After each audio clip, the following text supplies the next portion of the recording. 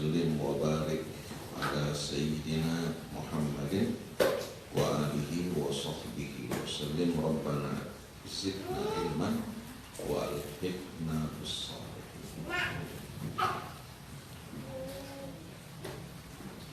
اللهم علمنا ما ينفعنا وانفعنا بما علمتنا.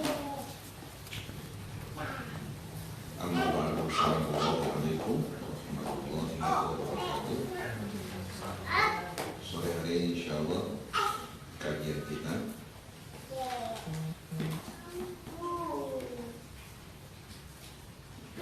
berupaya untuk memahami metode pendidikan dalam Al-Quran, manhaj at-tarbiyah Al-Quran, manhaj tarbiyah Al-Quran atau al-manhaj tarbawi.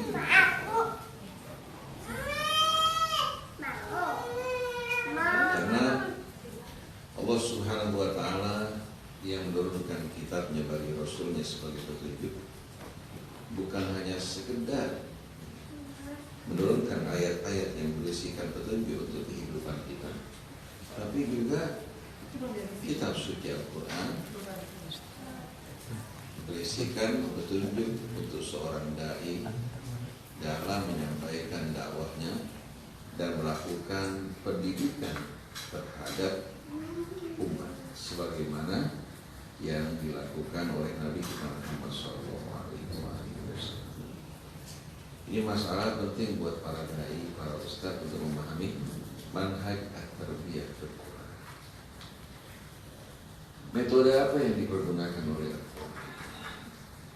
Dalam kajian kita kemarin di Haji Nawi, kita membahas salah satu uslub yang dipergunakan oleh Al-Quran dalam menempa, mendidik, dan membina.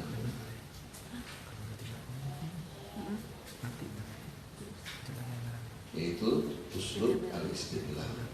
Uslub al-istidlal yang merupakan salah satu uslub dalam mendidik, dalam membina umat. Ini hanya merupakan salah satunya, merupakan salah satu uslub yang tercakup dalam manhaj at-tarbiyah Al-Quran.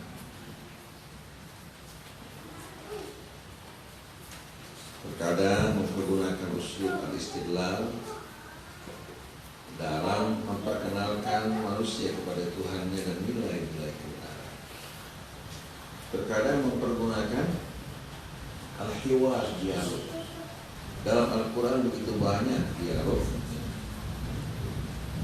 yang Allah Subhanahu wa Ta'ala ceritakan di antara para nabi dan umat mereka, yang merupakan salah satu metode dakwah yang amat indah. Dialog ini bisa membuat dua orang yang berbeda pemikiran untuk apa? Untuk bisa saling bertukar pikiran, masing-masing mendapatkan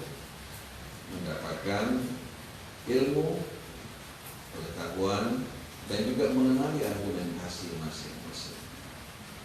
Nah, para nabi dibimbing oleh Allah Subhanahu wa Ta'ala untuk menyampaikan dakwahnya. Salah satu uslub yang mereka pergunakan uslub berhiwar, itu uslub dialog dalam Al-Quran. Terkadang manhaj at-tarbiyah dalam Al-Quran mempergunakan kisah sebagai apa? Sebagai salah satu metode dalam menempa, membina umat, mengajarkan mereka untuk mempelajari hukum sejarah, bagaimana jatuh bangunnya umat, apa sebabnya satu umat bertahan mencapai kemajuan, kemuliaan, dan apa sebabnya satu umat yang berjaya mengalami keruntuhan. Quran menjelaskan sebab-sebab. Jadi ada uslub istidlal, ada uslub hiwar, ya. Ada al-uslub al-qasas. Nahnu naqussu 'alaika ahsanal qasasi bima auhayna ilaika hadzal Qur'an. Kami mengisahkan kepada wahai Rasulullah kisah-kisah dengan sendirinya penuh dengan hikmah, dengan wahyu yang kami wahyukan kepada. Nah, di samping kisah merupakan salah satu metode dakwah yang diajarkan oleh Allah kepada Nabi, dan kisah-kisah ini benar-benar amat mengesankan dalam memberikan motivasi perubahan dalam kehidupan umat, belajar dari hukum sejarah di mana sunnatullah akan berubah. Di samping uslub al-qasas, juga uslub al-wa'di wal-wa'id. Al-wa'di wal-wa'id, janji-janji yang Allah janjikan, juga ancaman-ancaman yang Allah Subhanahu wa Ta'ala turunkan dalam ayat kitabnya kepada umat-umatnya. Nah, semua ini merupakan uslub-uslub yang diajarkan oleh Allah Subhanahu wa Ta'ala kepada nabinya dalam menyampaikan dakwah. Dan kalau kita perhatikan, baik itu uslubul istidlal, al-hiwar, kemudian al-qasas, al-wa'du wal-wa'id, semuanya mengajak kita berpikir dan merenung. Bukan mengajak kita untuk apa? Bukan mengajak kita untuk mengikuti sesuatu tanpa pemahaman, tapi mengajak kita untuk mengasah otak kita. Mengajak untuk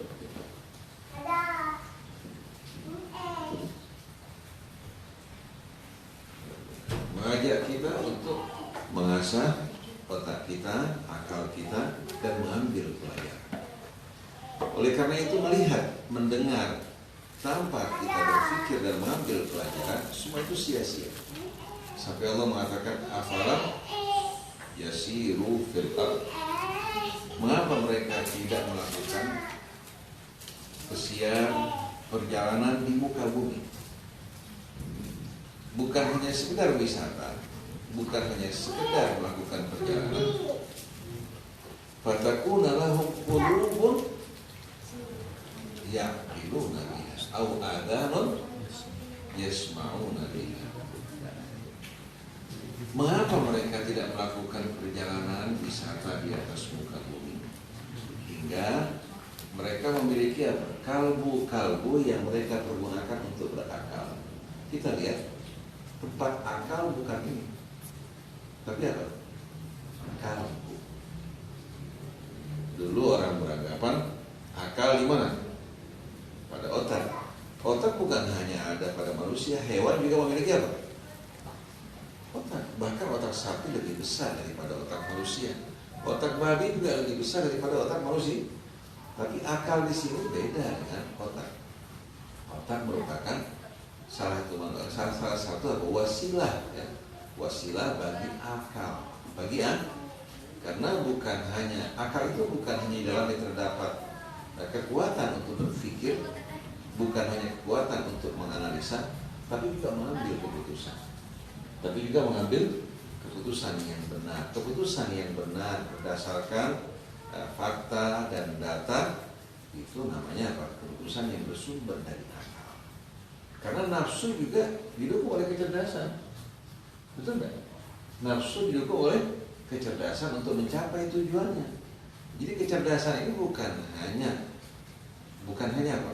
Bukan hanya dia yang masuk dalam kategori akal. Kecerdasan merupakan salah satu wasilah. Nah, akal ini terdapat dalam kalbu, di mana orang yang melihat, mendengar, mengambil pelajaran dari semua ini, kemudian mengambil keputusan yang benar dan menahan dirinya dari hal-hal yang tidak patut. Jadi Allah mengatakan, mengapa mereka tidak melakukan perjalanan di muka bumi hingga mereka memiliki kalbu-kalbu yang dapat apa? Membuat mereka berakal. Kemudian ini dari apa yang mereka lihat di perjalanan hidup ini, membuat akal mereka terasah untuk lebih sempurna. Fatakuna lahum qulubun ya'qiluna biha, hingga mereka memiliki kalbu-kalbu, dengan kalbu tersebut mereka berakal. Au adhanun yasma'una biha, atau telinga-telinga Mendengar di sini bukan hanya mendengar biasa, tapi mengambil pelajaran dari apa yang didengar. Setelah itu Allah Subhanahu wa taala tutup dengan keterangan penjelasan yang lebih jelas, fa innaha la ta'mal absar walakin ta'mal qulubul lati fis sudur. Sesungguhnya yang buta itu bukan apa? Bukan hanya sekedar kedua bola mata kita. Karena banyak orang yang buta kedua bola matanya tapi akalnya sempurna. Jadi yang buta sebenarnya bukan kedua bola mata seseorang, tapi kalbu yang terdapat dalam dada. Kalau dikuasai oleh hawa nafsu akan menutup akal. Fa innaha la ta'mal absar walakin ta'mal qulubul lati fis sudur. Ini ayat yang terdapat dalam suratul Hajj. Silakan. Apakah saya boleh minta teh manis buat gojeknya kasih ya? Itu tuh udah ada. Maaf ya. Maaf. Kasih ini satu balon. Rotinya ya. Satu. Boleh kan? Aduh mati ya. Coba biar rotinya sekalian. Suruh masuk aja. Mas, ngerti dulu. Jadi fa innaha la ta'mal absar walakin ta'mal qulubul lati fis sudur. Nah, coba renungkan ini sekalian. Banyak orang yang diberikan mata yang sehat, telinga yang sehat, bahkan kecerdasan yang luar biasa. Tapi sayang, justru yang tidak sama sekali apa? Yang tidak bermanfaat apa? Yang tidak mampu untuk mengambil manfaat adalah kalbunya. Nah, kalau dia tahu ini baik tapi tidak dikerjakan, tahu ini buruk, mencelakakan dikerjakan, ini menunjukkan apa? Bahwa akalnya benar-benar dalam keadaan buta. Dalam keadaan buta. Fa innaha la ta'mal absar walakin ta'mal qulubul lati fis sudur. Nah, sekarang kita lihat Allah Subhanahu wa taala sebagaimana yang tadi kita sebutkan, mempergunakan berbagai macam uslub dalam mengajak manusia berpikir, merenung. Nah, salah satunya yang tadi saya sebutkan adalah uslubul istidlal dalam Al-Quran. Nah, ini kalau kita buka ayat-ayat Al-Quran banyak sekali. Kita telah sampaikan dalam kajian kita di Haji Nawi. Coba diantaranya, A'udzu billahi minasy syaithanir rajim. Bismillahirrahmanirrahim. Alhamdulillahi rabbil alamin. Ar-Rahmanir Rahim. Maliki yaumiddin. Iyyaka na'budu wa iyyaka nasta'in. اهدنا الصراط المستقيم صراط الذين أنعمت عليهم غير المغضوب عليهم ولا الضالين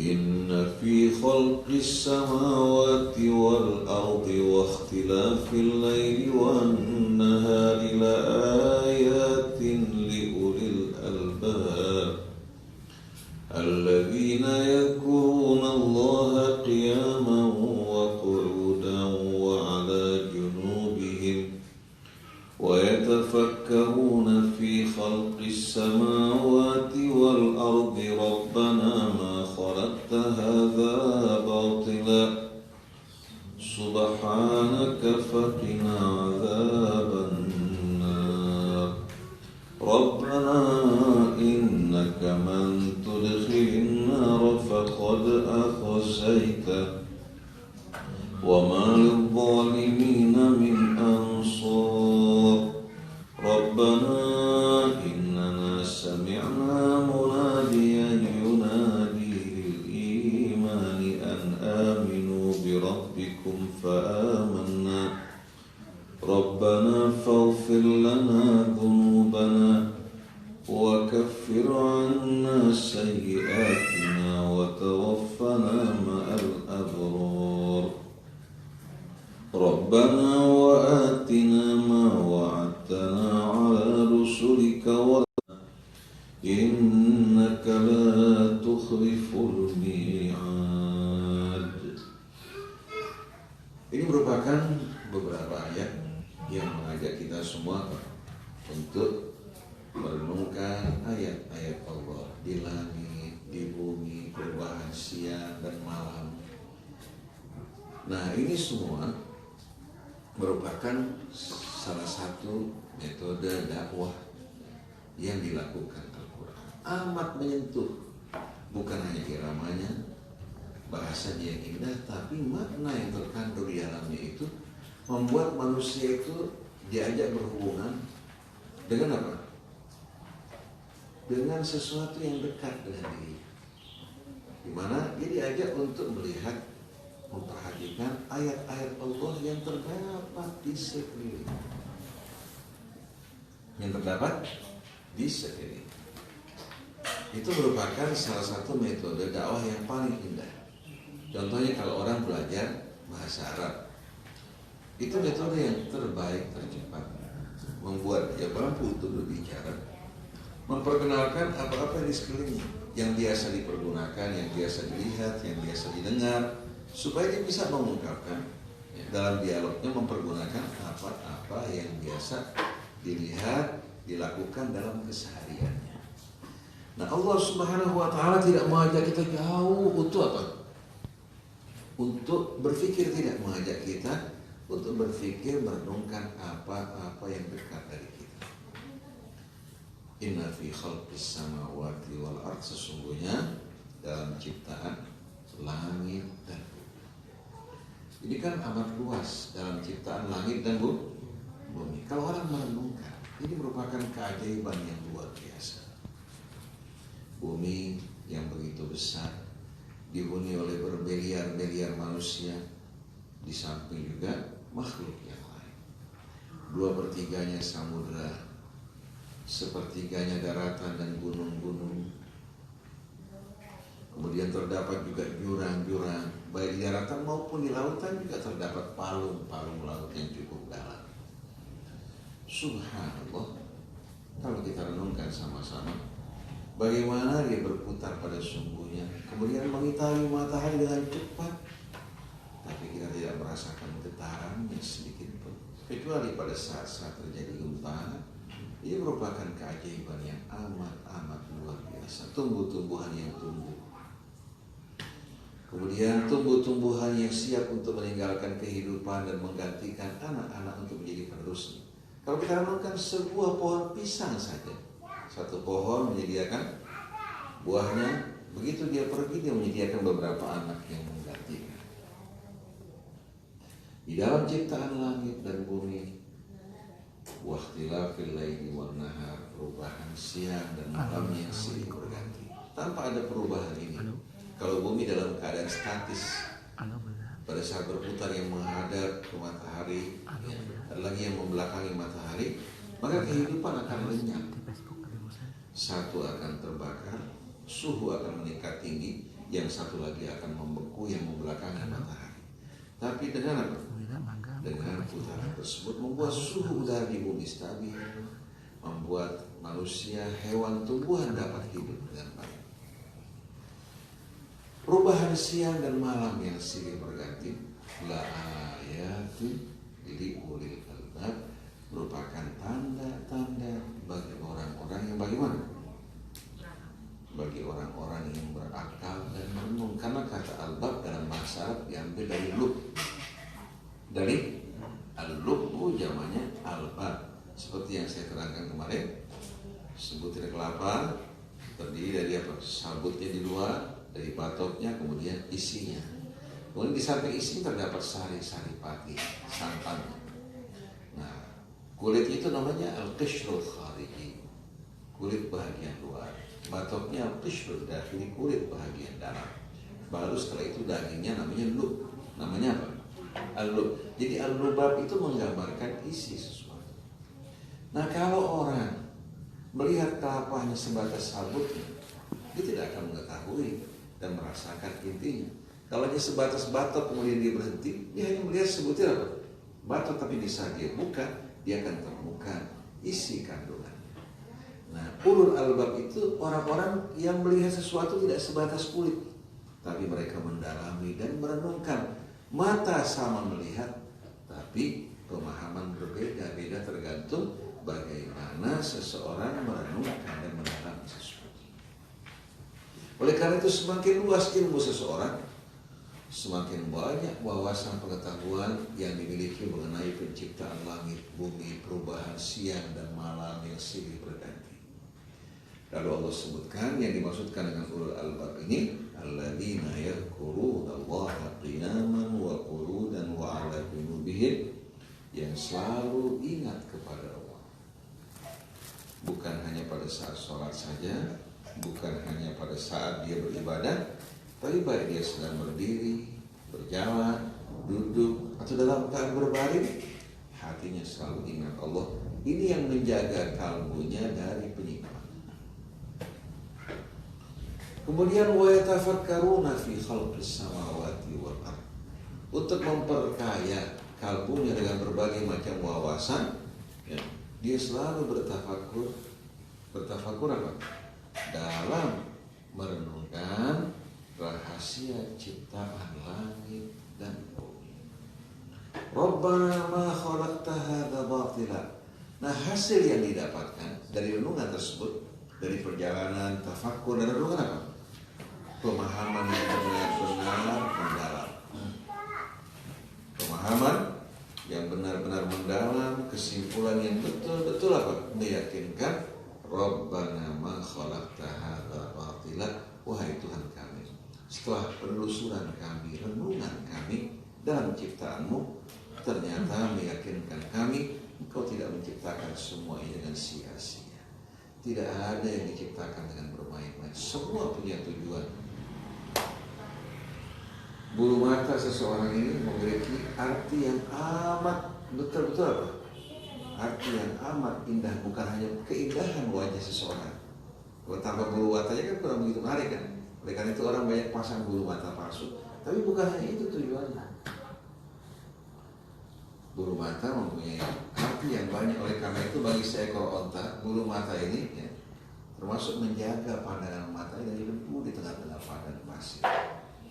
Kemudian kita lihat kelopak mata kita yang terkadang menutup, membantu untuk menyesuaikan diri dengan sinar dan cahaya.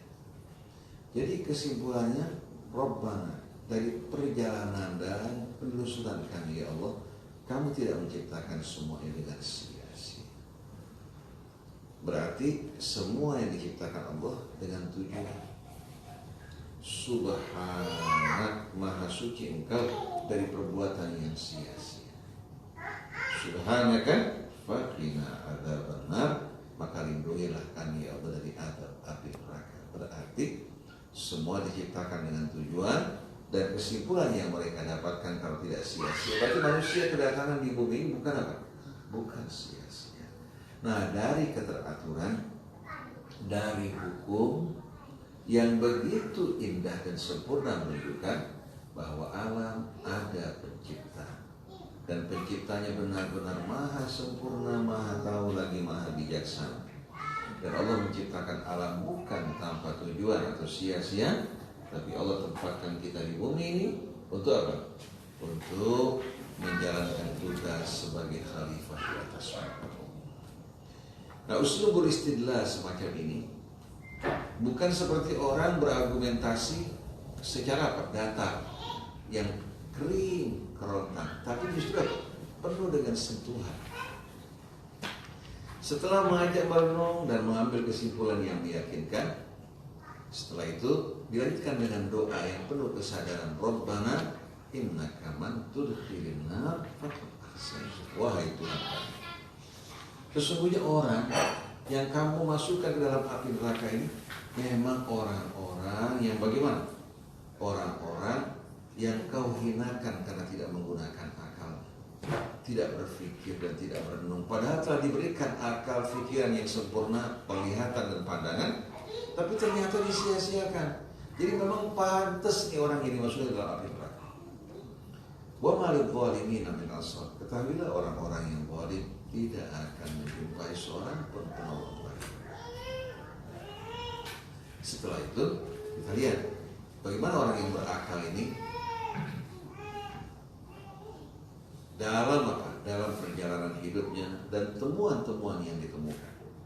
Rabbana innana sami'na munadiyan yunadi lil imani an aminu bi rabbikum fa'amanna. Wahai Tuhan kami telah mendengarkan seorang penyeru atau penyeru yang menyeru mengajak kami untuk beriman, maka kami beriman. Kalau kita perhatikan nida lil iman itu datang di samping dari Rasul, tapi sebetulnya datang dari dalam kalbu kita. Panggilan kalbu, panggilan nurani yang mengajak kita untuk beriman setelah kita menyaksikan ayat-ayat Allah. Karena walaupun Nabi memanggil, kalau tidak didukung dari dalam, panggilan tersebut apa? Sama saja seorang yang berbicara di hadapan apa? Kambing atau binatang. Betul nggak? Oleh karena itu panggilan dari seruan para nabi itu sebetulnya mengingatkan, menyadarkan manusia akan apa yang terdapat dalam kalbunya dari seruan-seruan yang mengajak dirinya untuk beriman, merapat dan dekat kepada Tuhan. Jadi wahai Tuhan kami telah mendengarkan penyeru yang menyeru mengajak kami untuk beriman, maka kami beriman. Setelah itu kita dalam hidup ini kan tidak luput dari kesalahan, dari dosa. Pria, wanita, ulama dan rakyat biasa pasti tidak luput dari dosa.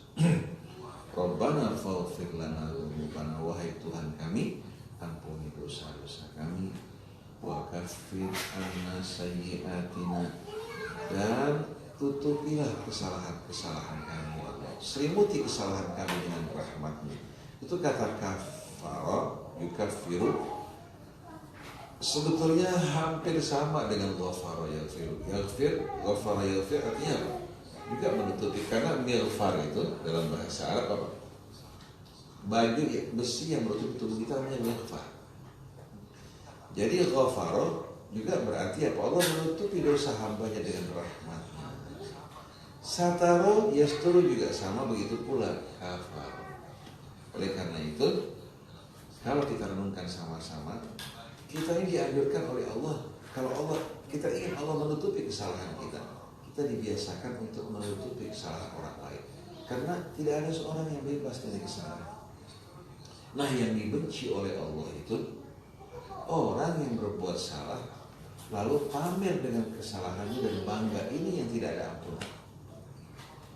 Tapi kalau orang berbuat salah, berbuat dosa, kemudian dia menyesal memperbaiki dirinya dan masih ada malu di hatinya untuk dilihat berbuat dosa, masih ada harapan orang seperti ini untuk selamat. Jadi ampuni dosa kami, tutupi kesalahan kami, kemudian apa? Waqina adzabannar, lindungi wa tawaffana ma'al abrar, dan wafatkan kami bersama para abrar. Jamak dari al-barru yaitu orang-orang yang taat, yang berbakti. Nah, kalau diwafatkan bersama para abrar secara tidak langsung, hidupkan kami bersama mereka, wafatkan kami bersama mereka. Nah, kalau orang hidup bersama orang-orang bejat, matinya bersama siapa? Bersama mereka. Oleh karena itu dalam satu riwayat, yub'atsul mar'u ala ma yamutul mar'u ala ma asha. Kemudian yub'atsul mar'u ala ma seorang diwafatkan tergantung kebiasaan hidupnya. Yang hidupnya di kafe, diskotik, bersama para artis juga diwafatkan kepada mereka.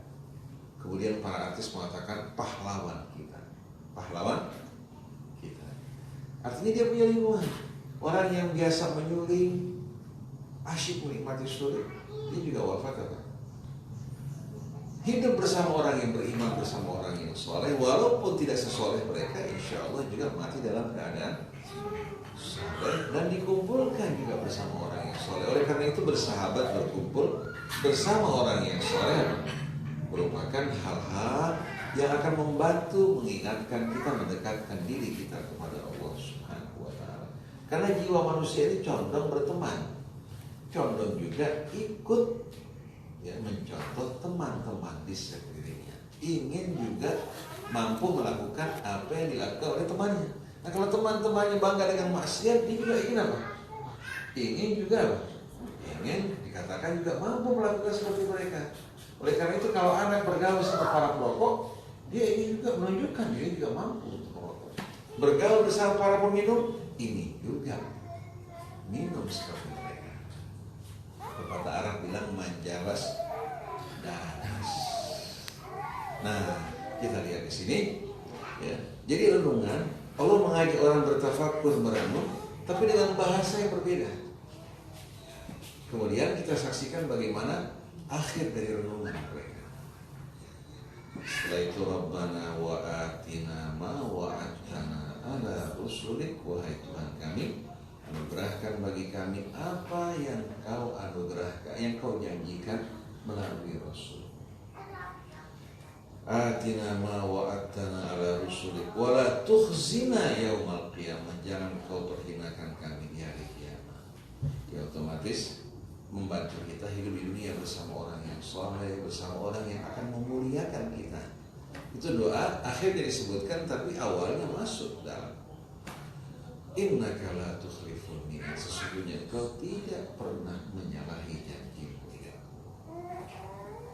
Nah ini salah satu apa? Salah satu metode dakwah Al-Quran yang mempergunakan uslub al-istidlal. Nah, kita berharap insyaallah Hamzah Ustaz Fauzan mengumpulkan ayat-ayat yang berisikan asalibul istidlal fil Quran yang merupakan hal yang tercakup dalam manhaj at-tarbiyah. Manhaj at-tarbiyah jadi ada uslubul istidlal, ada uslubul hiwar, itu ya uslub dialog, ada juga uslub dengan menyampaikan kisah-kisah umat untuk kita petik pelajarannya. Kemudian ada juga uslub al-wa'di wal wa'id, janji-janji yang Allah janjikan, peringatan-peringatan dalam rangka mendidik. Nah ini metode atau variasi metode uslub yang Allah pergunakan membantu kita menghilangkan kebosanan. Jadi bukan satu arah begitu saja. Terkadang dialog, terkadang kisah, terkadang mengajak kita berpikir, terkadang dengan sentuhan mengajak kita untuk apa? Bertafakur dan tadakkur. Mengajak untuk bertadakkur dan bertafakur. Itu penting sekali. Nah ini membantu kita supaya kita ini apa? Memiliki betul-betul pedoman dalam berdakwah. Jangan karena kehabisan bekal bawa dongeng-dongeng yang tidak mendidik, humor-humor yang menimbulkan kerusakan. Akhirnya orang tidak dapat menangkap tujuan Islam, yang ketangkap pesan-pesan pribadi. Nah kita lihat ya, kita bicara sekarang mengenai uslubul istidlal. Tadi menggambarkan bahwa langit bumi tidak diciptakan dengan sia-sia, berarti memiliki tujuan kan? Sekarang kita ingin bicarakan mengenai apa? Coba beberapa ayat dalam surat Al-Qaf kita lihat. Allah Subhanahu wa taala menggunakan uslub al-istidlal yang mengajak kita merenung, berpikir, juga menjadi bukti akan kekuasaan Allah Subhanahu wa taala untuk membangkitkan manusia. Coba buka surat Al-Qaf ya.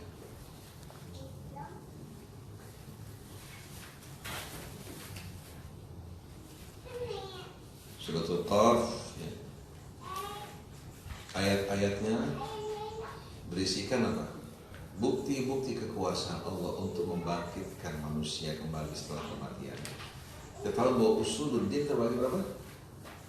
Usuluddin, pokok-pokok agama terbagi pada tauhid satu yang berhubungan dengan tauhid, yang kedua nubuwah kenabian, yang berhubungan dengan kenabian di antara iman kepada malaikat, kepada kitab yang Allah turunkan dan para rasul. Yang ketiga al-ma'ad, yaitu hari kembali kepada Allah. Dan semua yang berhubungan baik hari kebangkitan, hari hisab, surga dan neraka. Nah, kalau kita perhatikan Al-Quran dan kita renungkan ya, ayat-ayatnya menjelaskan kepada kita pokok-pokok agama tadi, dari tauhid dan bukti-buktinya, kemudian nubuwah kenabian ya, Dan pokok-pokoknya yang ketiga berkaitan dengan al-ma'ad, hari kembali, dan semua didukung oleh bukti dan argumentasi. A'udzu billahi minasy syaithanir rajim. Bismillahirrahmanirrahim. Qaf wal Qur'anil Majid bal ajibu an ja'ahum munzirun minhum faqala al-kafiruna hadha syai'un ajib.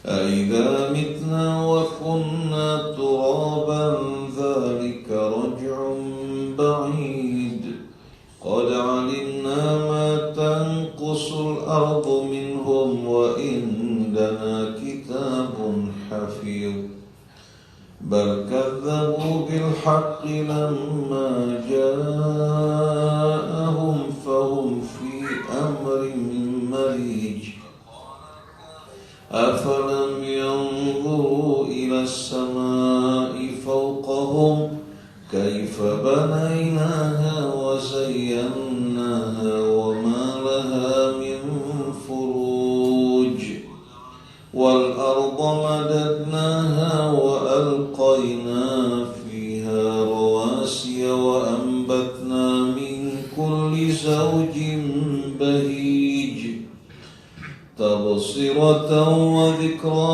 لِكُلِّ عَبْدٍ مُنِيبٍ وَنَزَّلْنَا مِنَ السَّمَاءِ مَاءً مُبَارَكًا فَأَنبَتْنَا بِهِ جَنَّاتٍ وَحَبَّ الْحَصِيدِ وَالنَّخْلَ بَاسِقَاتٍ لَهَا طَلْعٌ نَضِيدٌ رِزْقًا لِلْعِبَادِ وَأَحْيَيْنَا بِهِ بَلْدَةً مَيْتًا كَذَلِكَ الْخُرُوجُ. Luar biasa indah. Coba renungkan. Jadi kita ingin memberikan buat ibu-ibu kita nih kunci untuk memahami apa? Memahami manhaj tarbiyah dalam Al-Quran. Qaf dimulai dengan satu huruf Qaf. Orang kalau tidak memahami uslub orang-orang Arab dalam berdialog, dalam berbicara, terheran-heran. Kalau orang membaca syair-syair Arab jahili dulu, dimulai biasanya apa?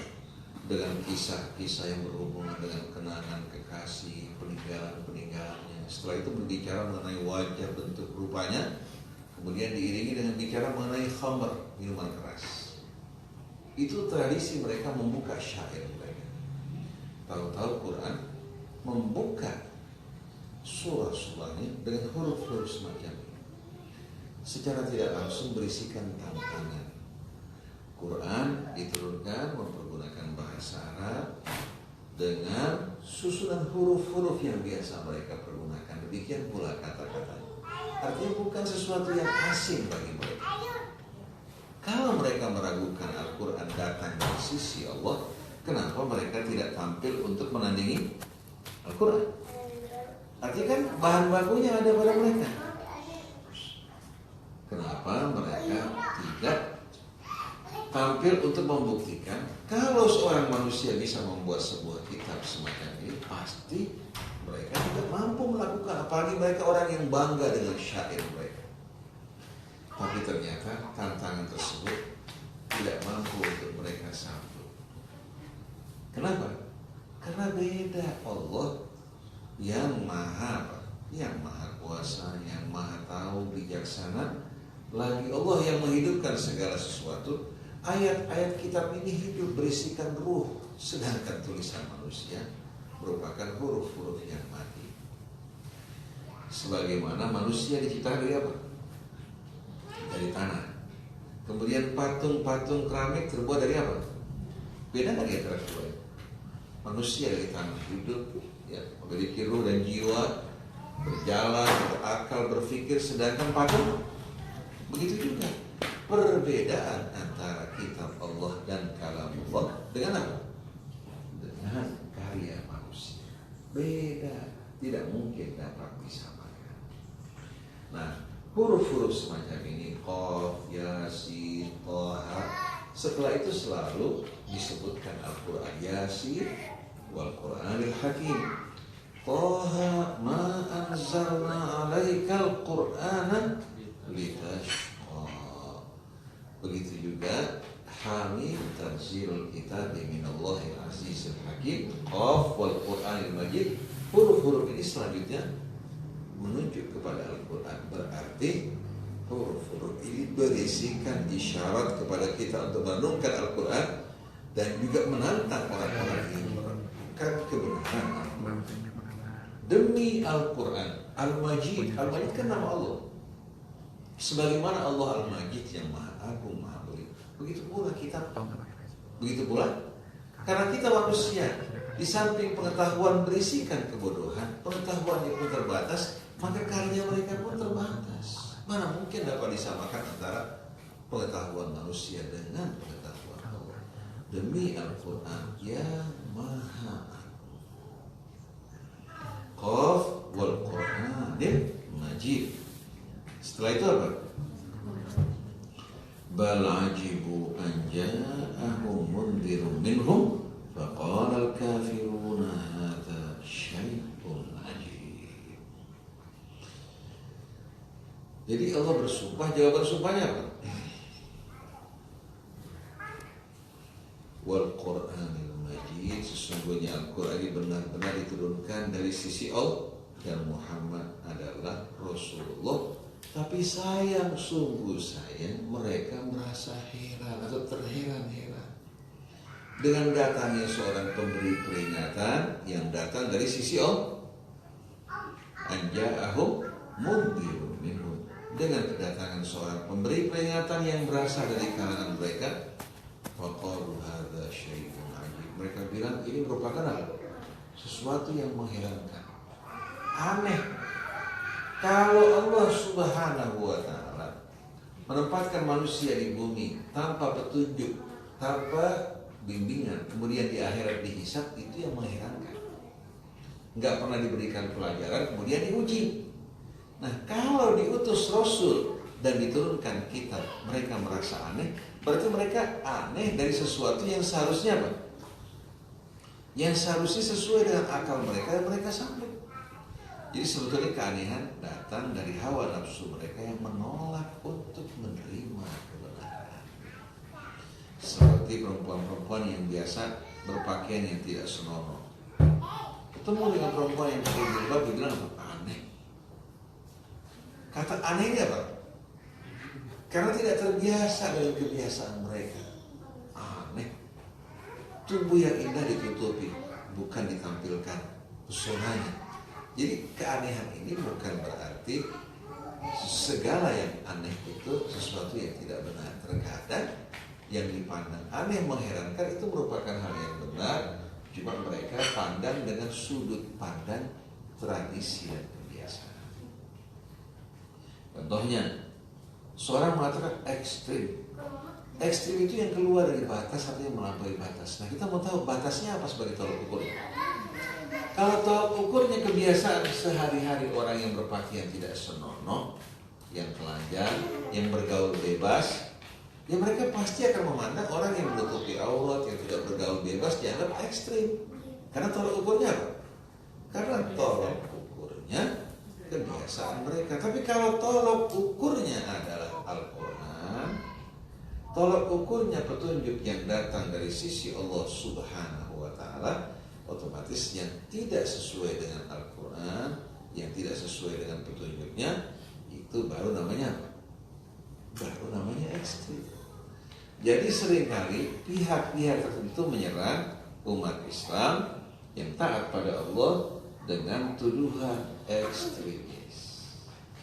Nah, mereka punya tolak ukur yang berbeda. Nah, kalau seandainya orang mau jual tanah, dia punya meteran sendiri. Panjang meterannya berapa? Yang mau jual tanah, panjang meterannya 1,5 meter, 150 cm.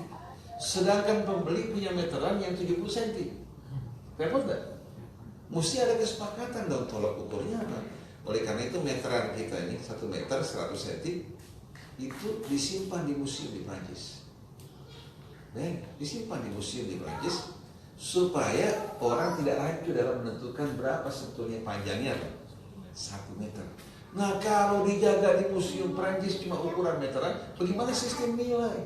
Bagaimana sistem ini dibuat kembali kepada pendapat masing-masing kacau? Nah Quran berisikan sistem nilai yang sesuai dengan Quran kebenaran, yang tidak sesuai namanya apa? Ekstrim kalau melampaui batas. Maka jangan sekali-kali kita masuk dalam perangkap yang mereka buat. Nah kembali, Qaf wal Qur'anil Majid. Kemudian bal ajibu an ja'ahum mundhirun minhum faqala kafiruna hadza syai'un ajib. Nah, orang kafir dengan tolak ukur. Lalu mereka bertanya dengan penuh keheranan, "Aidza mitna wa kunna turaban dzalika rajul." Apakah mungkin? Apakah dapat diterima dengan akal kalau kita mati kemudian menyatu dengan tanah?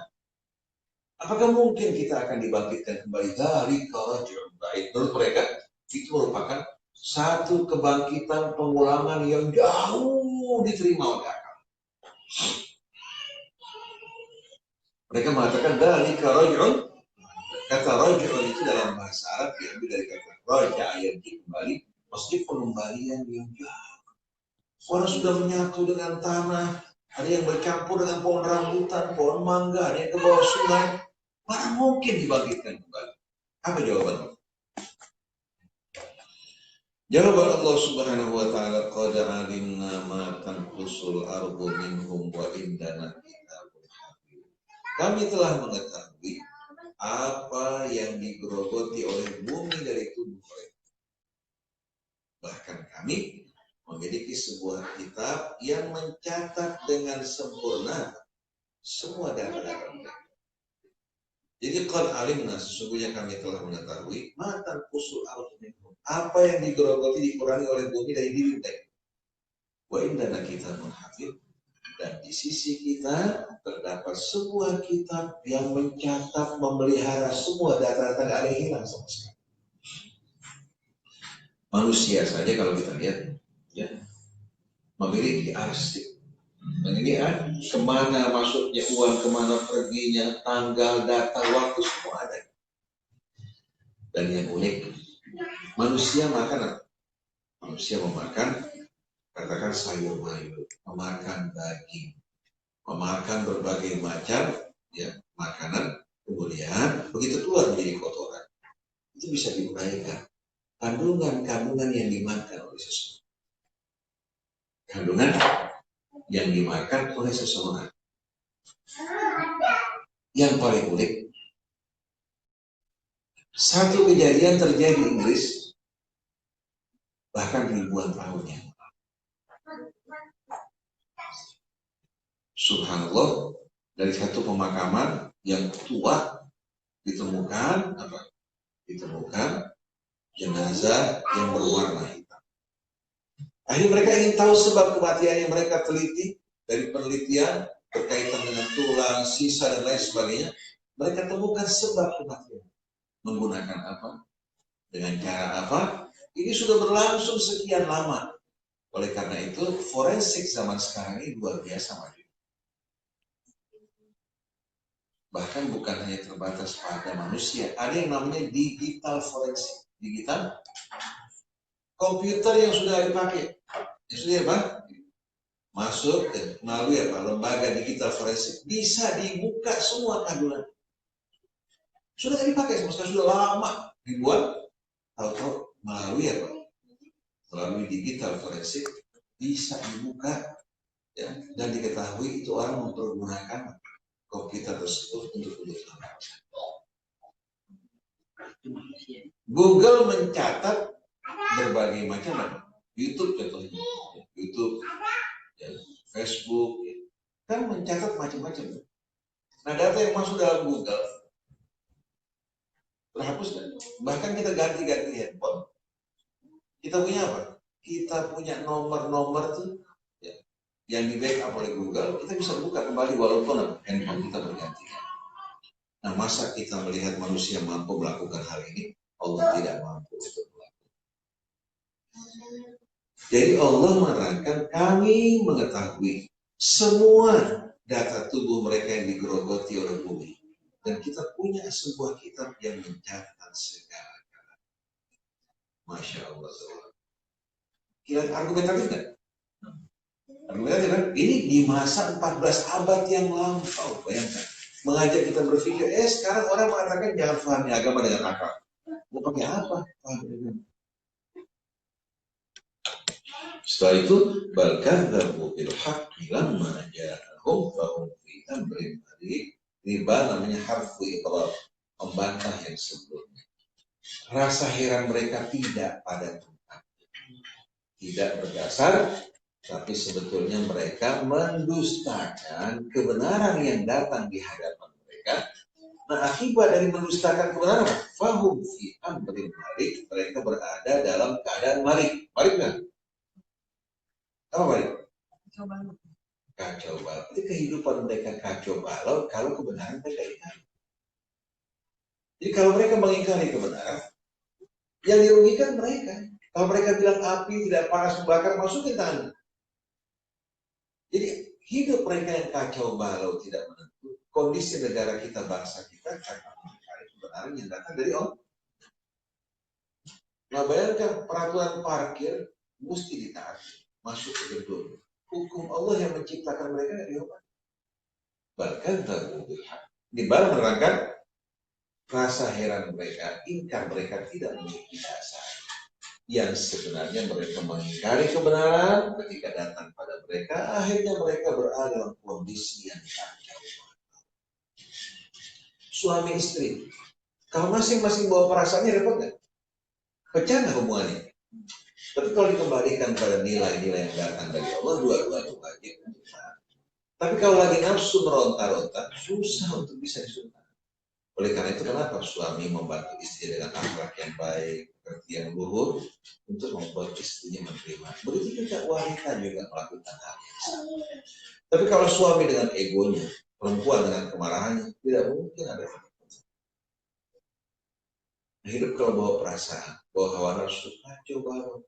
Kita lagi perbaikin benang, kusut, kesal, kita sobek-sobek benang makan. Ada orang lagi jalan, bajunya kecipratan tanah sedikit, langsung berguling-guling di tanah karena kesal. Beri kondangan, kecipratan pakaian sedikit. Apalagi sudah sampai di tujuan. Nah, bukan tadi aja dekat rumah, guling-guling langsung. Karena bawa emosi. Jadi kalau kita lihat, mengikuti hawa nafsu ini paling mencelakakan, luar biasa. Tapi manusia yang bisa mengendalikan hawa nafsunya berapa dari 10? Berapa? Nafsu luar biasa. Karena nafsu itu lebih akrab dengan kita dibandingkan akal sehat kita. Akal tumbuhnya belakangan. Kalau nafsu dari mulai bayi, betul nggak? Nafsu sudah mulai walaupun perlahan-lahan. Oleh karena itu semakin banyak diberikan makan, nafsu semakin menjadi-jadi. Semakin menjadi-jadi, permintaannya bakal semakin banyak. Setelah itu, Allah Subhanahu wa Ta'ala ingin membuktikan kebenaran yang diterangkan dalam Al-Quran. Membuktikan kebenaran, baik kebenaran. Allah Subhanahu wa Ta'ala janji, ancaman, peringatannya, begitu juga kebangkitan setelah. Afalam yanzuru ila as-sama'i fawqahum kaifa banaynaha wa zayyanaha wa ma laha min furuj. Ini argumentasi, tapi disampaikan dengan bahasa yang indah dan menggunakan at-tafannun fi uslubil bayan, artinya menggunakan berbagai macam cara dalam bayan, dalam menyampaikan. Sekarang Allah mengajak kita melalui pertanyaan. Apakah mereka tidak memandang ke langit di atas mereka? Jauh nggak? Langit di atas mereka. Bukan hal yang jauh. Bukan mengajak orang untuk merenungkan sesuatu yang jauh, Tapi apakah mereka tidak melihat, memandang langit di atas? Kaifa banaina. Bagaimana coba keindahan seni bangunan kami dalam membangun. Bumi kita ini kan terapung-apung di angkasa. Betul kan? Terapung-apung. Bangunan kita ini dari sana kemari kurang lebih sekitar 6 meter. Di ujung sana ada tiang, di sini ada tiang. Coba perhatikan langit kita ini tanpa tiang yang menyangga. Terapung di angkasa. Betul-betul amat mengagumkan. Apakah mereka tidak memandang ke langit di atas mereka? Bagaimana seni bangunan kami ketika kami membangun langit? Wazayyanaha, lalu kami hiasi dengan bulan, hari, bintang-bintang. Wa ma laha min furuj, dan tidak terdapat cacat, tidak terdapat cacat, retakan atau ketidakseimbang. Masya Allah. Ini kan mengajak kita berpikir bangunkan kekuasaan Allah. Nah, kalau Allah Maha Kuasa sedemikian rupa, apalagi apa? Apalagi untuk membangkitkan mereka yang telah. Kemudian wal arda madadna, dan bumi, madadna yang kami letakkan. Kita lihat, kita ini mendatar apa tidak sekarang ini? Padahal bumi kita sebetulnya bukan dalam keadaan datar, tapi bulan Allah Subhanahu wa taala datarkan bagi. Jika Allah mengatakan yukawwirul laila 'alan nahar wa yukawwirun nahara 'alan lail. Kawwara yukawwir dalam bahasa Arab yang dari kata qura. Qura itu buah. Qura itu buah. Oleh karena bukan qura kalau pakai kaf. Kalau qura apa namanya buah hati, buah matanya. Tapi kalau ini qura. Kaf. Itu kawwara yukawwiru artinya apa? Artinya memutar seperti bola. Allah memutar siang menjadi malam, malam menjadi siang. Dan orang sebagai menganggap bahwa bumi datar. Kalau bumi datar, bumi hancur. Karena apa? Gravitasi dan kekuatannya itu luar biasa. Dengan status bumi semula, dia mampu untuk membuat gravitasi terbagi dengan baik. Kalau tidak, dalam kondisi datar, hancur.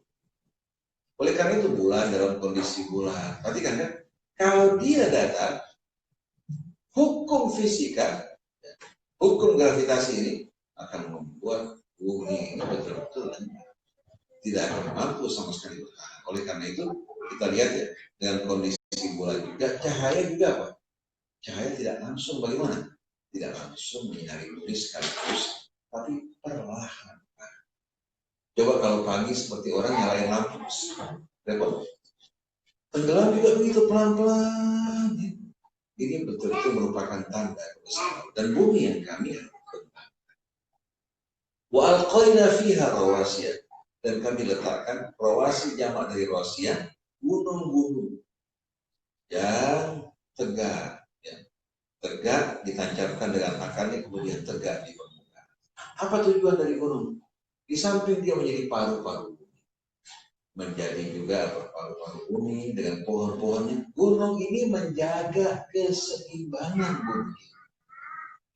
Oleh karena itu kalau kita mengendarai mobil, kemudian dengan ban kita, kalau ban tersebut tidak stabil, tidak seimbang, pasti jalan bagaimana? Kedebek, tidak nyaman dari mobil. Subhanallah, untuk membuat ban stabil bagaimana? Peleknya itu mungkin karena termakan dan haus, diletakkan apa? Dalam balas timah-timah kecil. Diukur kecepatannya, di sebelah sini yang apa? Yang ada kekurangan. Begitu timah tersebut diletakkan, diputar kembali begitu 0 kiri kanan seimbang, atau jalan yang stabil. Nah, Allah kasih gunung-gunung ini yang Allah tancapkan di daratan sebagai penyeimbang. Bahkan dalam lautan ada gunung. Nah, kalau tidak bumi yang berputar, kalau tidak seimbang, bayangkan coba bukan lagi 9-10 skala Richter. Kita nggak bisa tidur kalau bumi nggak bisa makan, nggak bisa tenang. Bangunan nggak bakal ada sama sekali. Baru 7 skala Richter bangun retak dan hancur. Padahal itu skala Richter 7-8 itu kecil. Tapi subhanallah membuat bangunan tidak bertahan. Apalagi kalau sampai guncangannya bagaimana?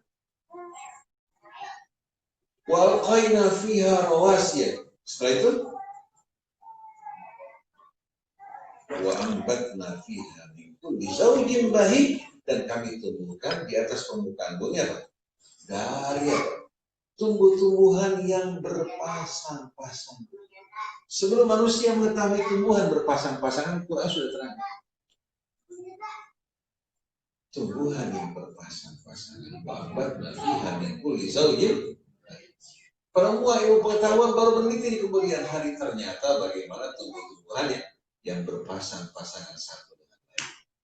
Saya punya teman punya 2 pohon kelengkeng, tapi nggak berbuah.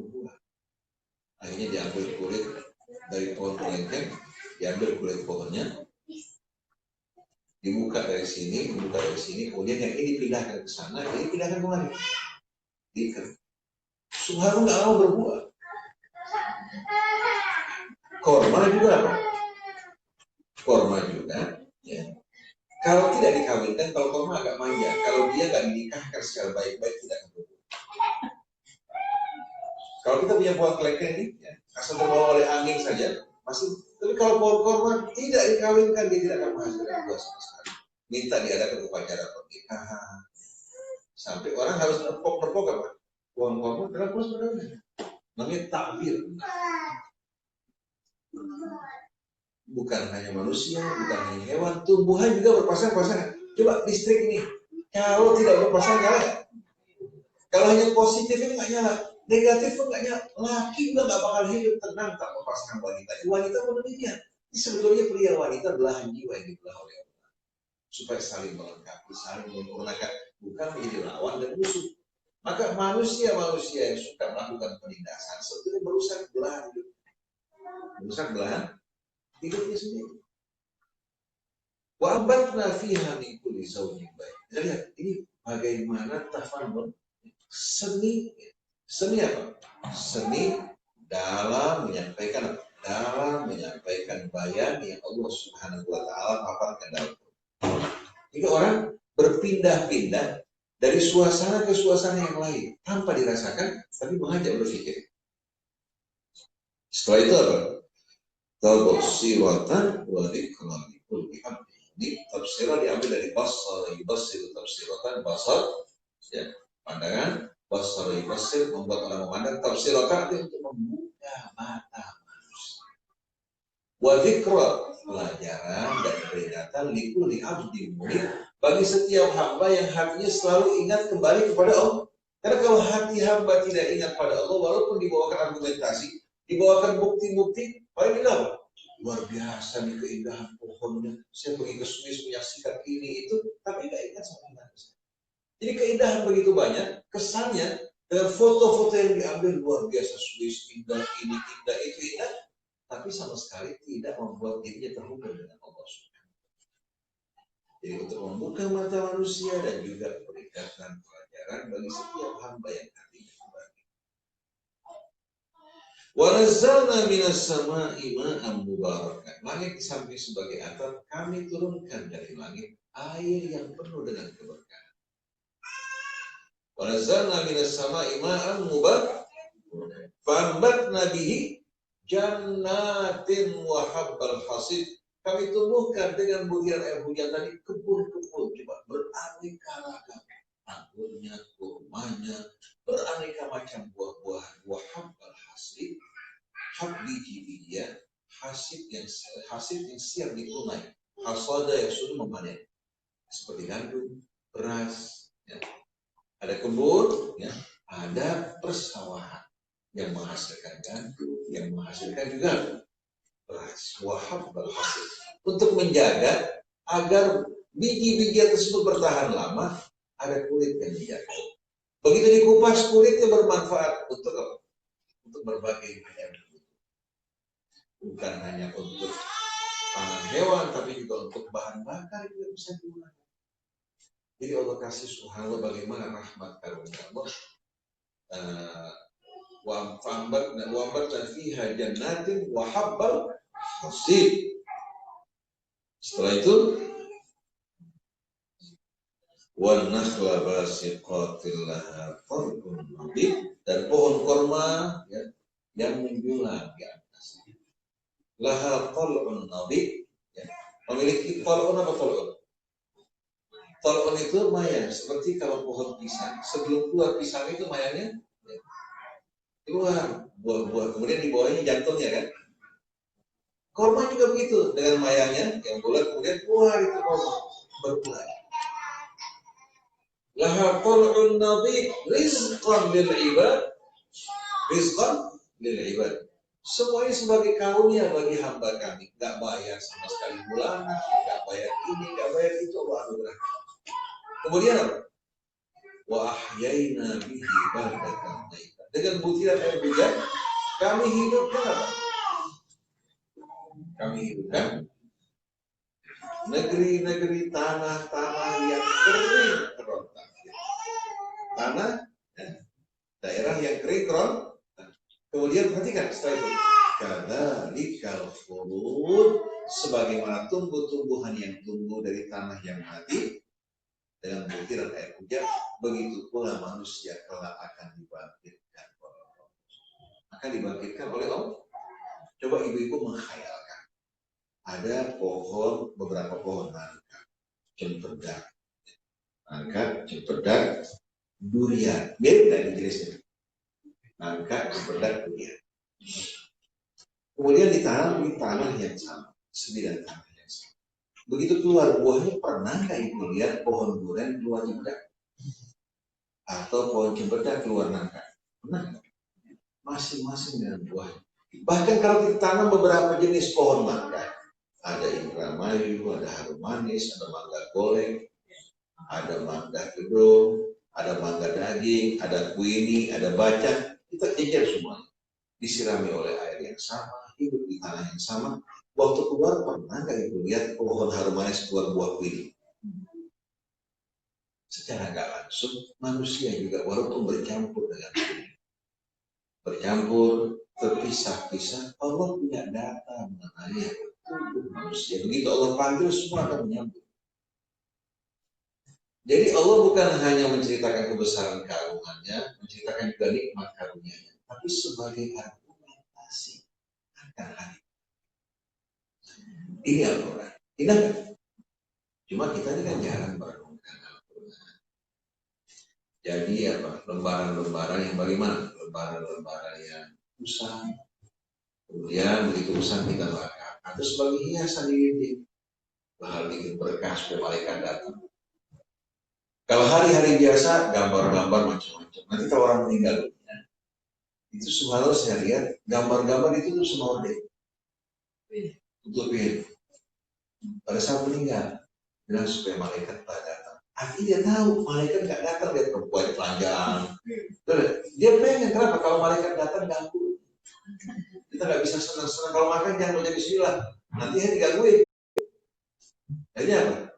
Kita nggak bisa tahu, kita cepat kenyang kalau makan bismillah. Jadi kalau dia, ini banyak macam-macam. Kalau kita lihat manusia ini punya keanehan. Saya lihat gambar-gambar ditutupin taplak.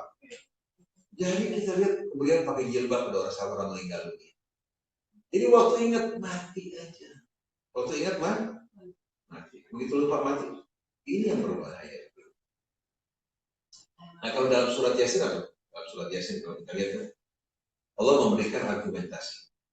Awalam yaral insanu anna khalaqnahu min nutfatin fa idza huwa khasimun mubin wa daraba lana mathalan wa nasiya khalqah qala man yuhyil 'idhama wa hiya ramim qul yuhyiha alladhi ansha'aha awwala marrah wa huwa bikulli khalqin 'alim.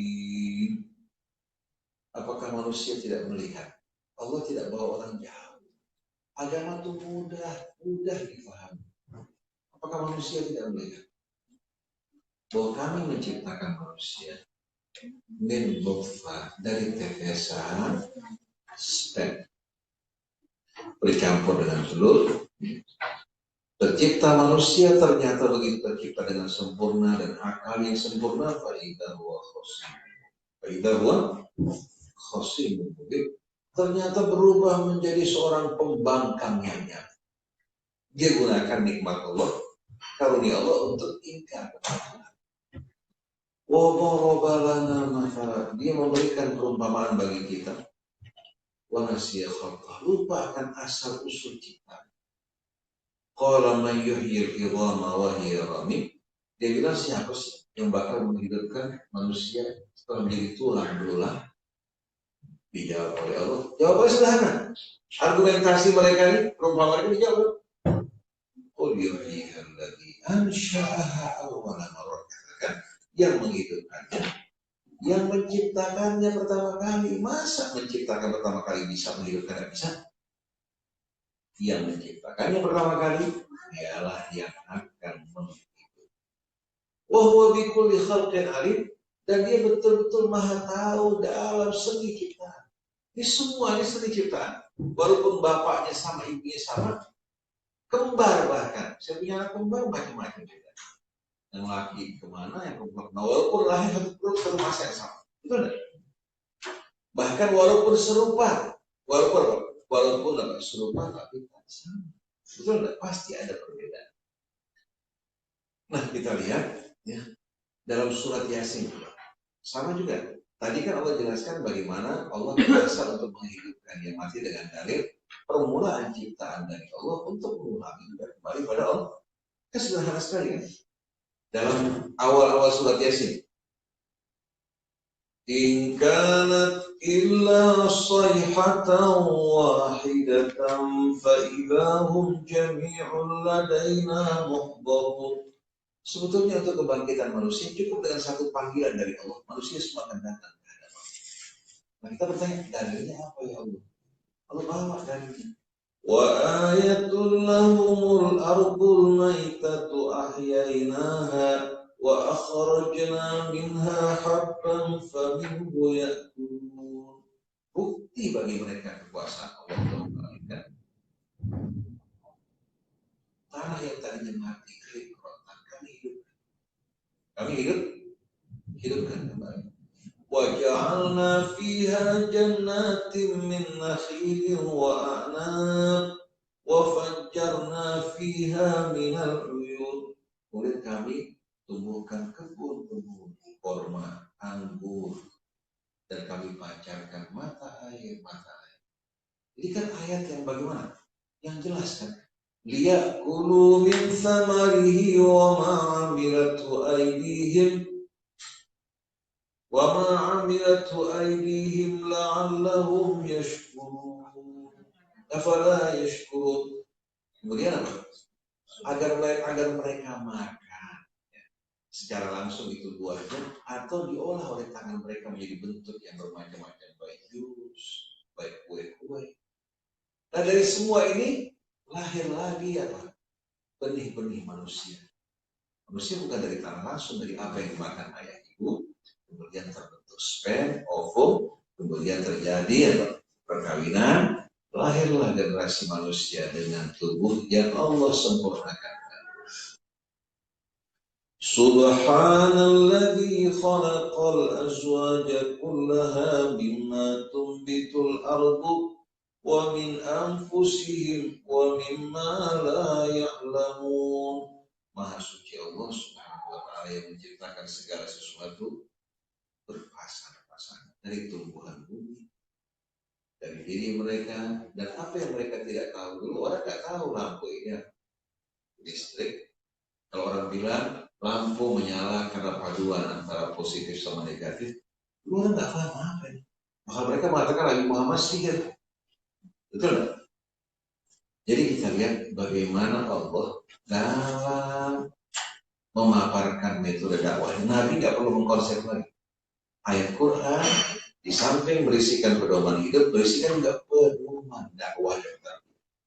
Tadi saya sampaikan manhaj Al-Quran dalam mendidik menggunakan uslub al-istidlal yang tadi kita sampaikan kan.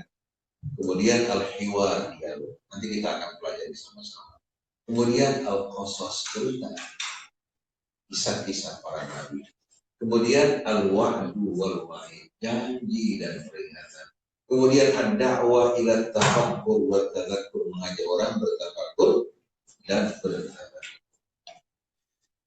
Jadi ini sedikit ya, kita bantu buat ibu-ibu sekalian, buat ikhwan untuk memahami kunci-kunci dalam memahami Al-Quran sebagaimana yang Allah ajarkan kepada kita. Nah, kalau ibu mau merenung, ibu jadi ustazah bukan. Karena ibu tahu kebanyakan ustazah di luar ini, ceramah ini asbun. Asbun nggak? Asal. Isinya tidak karuan. Break, kemudian ketawa-tawa. Ya bu, kita lihat ya Allah, percis kayak tukang obat. Nah kalau ibu-ibu dengan Quran, dan ibu Cebi datang baru katakan masuk, ibu Cebi jangan merasa kecil hati. Ibu Cebi baru masuk, kalau masuk ke Quran, betul-betul masuk ke dalam sambut dan pengetahuan yang luar biasa. Nah, saya sering kalau dengar pengajian bapak-bapak ibu, saya kalau ada orang khutbah Jumat bawakan beberapa ayat, diterjemahkan aja saya mengenal. Tapi kalau sudah mulai ngalor tidur nggak jelas tujuannya, kita pulang. Pernah sekali waktu saya ke masjid Jumat, begitu ngomong itu saya pulang langsung. Tidak soalnya. Itu jadi dosa akhirnya. Yang bukan hadis jadi hadis. Coba baca beberapa ayat, jelaskan, terjemahkan, selesai. Nggak bikin kita punya otak apa? Terganggu. Jadi betul-betul kita ini banyak mengalami gangguan dengan cerita-cerita dongeng-dongeng yang nggak masuk di akal. Tadi pagi kita bicara mengenai takdir dalam Al-Quran. Karena seorang wanita yang bisa bagaimana Ustaz? Kita dalam perut ditakdirkan bahwa kita celaka, kita bahagia, kita udah beramal capek-capek, udah ke surga digerokin. Maka adlan dari mana? Tidak dari hadis. Itu hadisnya hadis palsu. Bertentangan dengan Quran, bertentangan dengan akal sehat, bertentangan dengan fakta ilmiah. Dalam hadis disebutkan 40 hari dalam bentuk sperma. Rahim itu tingkat asalnya tinggi. Sperma tidak bertahan lama. Sperma yang membuahkan, dia menyatu. Yang tidak membuahkan, yang jumlahnya banyak, satu persatu berguguran oleh asam rahim. Nah itu tingkat asam di rahim itu untuk menjaga agar rahim tetap steril. Kalau enggak, anak nggak bisa tumbuh. Jadi bagaimana 40 hari? Coba periksakannya pada terkandungan berapa lama sperma bisa bertahan dalam kandungan. Begitu terjadi pembuahan langsung mulai pembelasan. Karena kalau sudah mulai membuahkan bukan lagi sperma, tapi namanya zigot, alaqah. Jadi fakta ilmiah diterjang, akal sehat diterjang, ditambah lagi bertentangan dengan Quran dan nama Allah yang Maha. Jelas kan? Nah, saya tutup sampai sini. Nanti insya Allah kita pindah ke uslup yang lain. Jadi ini aja kita berikan kunci-kunci supaya kita belajar Al-Quran ada pengantar. Contohnya, kenapa orang masuk ke dalam suatu ilmu dimulai dengan definisi? Apa itu ilmu kimia? Supaya orang tahu apa yang dipelajari. Kimia itu adalah ilmu yang mempelajari dan apa-apa yang berhubungan dengan dat dari berbagai macam perubahan. Itu kan? Nah begitu juga orang mempelajari katakan fisika, harus punya pemahaman tentang fisika supaya jangan ngalor ngidul. Belajar juga berkaitan dengan katakan biologi, pelajari ya hal-hal yang berhubungan dengan manusia, dengan hewan dan tumbuhan. Nah begitu juga Al-Quran kita mau masuk, kita tahu Quran itu sebenarnya apa? Apa yang ingin disampaikan oleh Allah.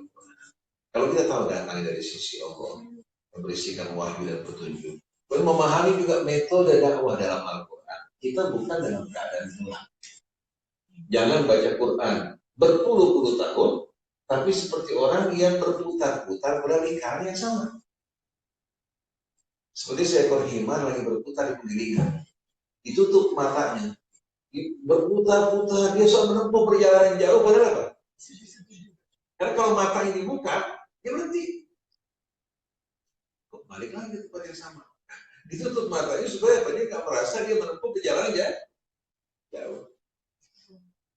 Nah, ini sederhana, mudah-mudahan ibu di rumah rajin membaca, ibu renungkan uslub al-istidlal dalam.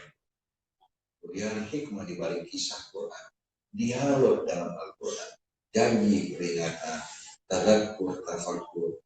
Nah itu harus tahap nanti insya Allah sama-sama dikumpulkan.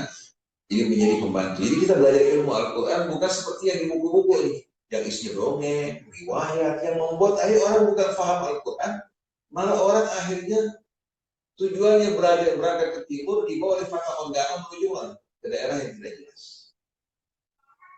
Orang kalau di padang pasir berjalan tanpa arah yang jelas, bahaya. Kalau dia pakai tanda gunungan pasir paling unik sekarang kelihatan sekarang di sini, besok bisa pindah lagi ke tempat lain. Jika datang badai, itu gunungan pasir pindah ke tempat lain.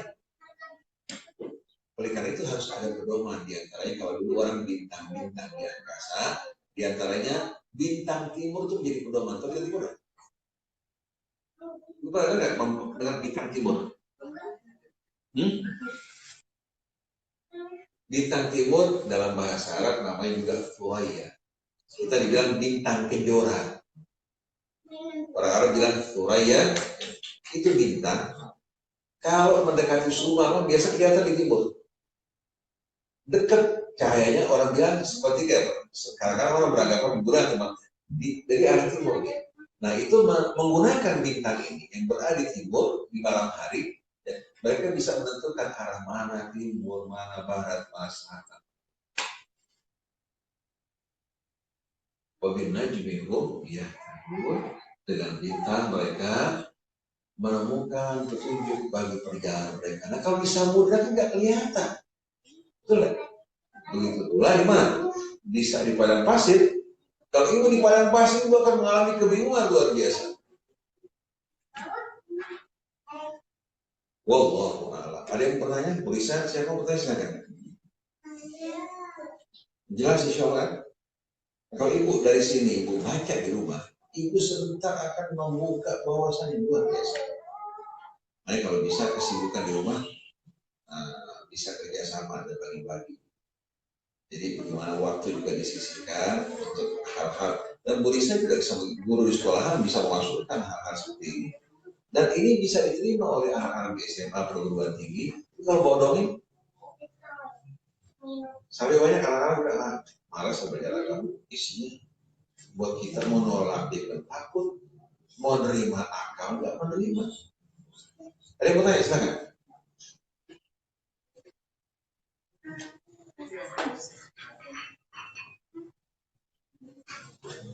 Ibu-ibu kan mau belajar bawa anaknya.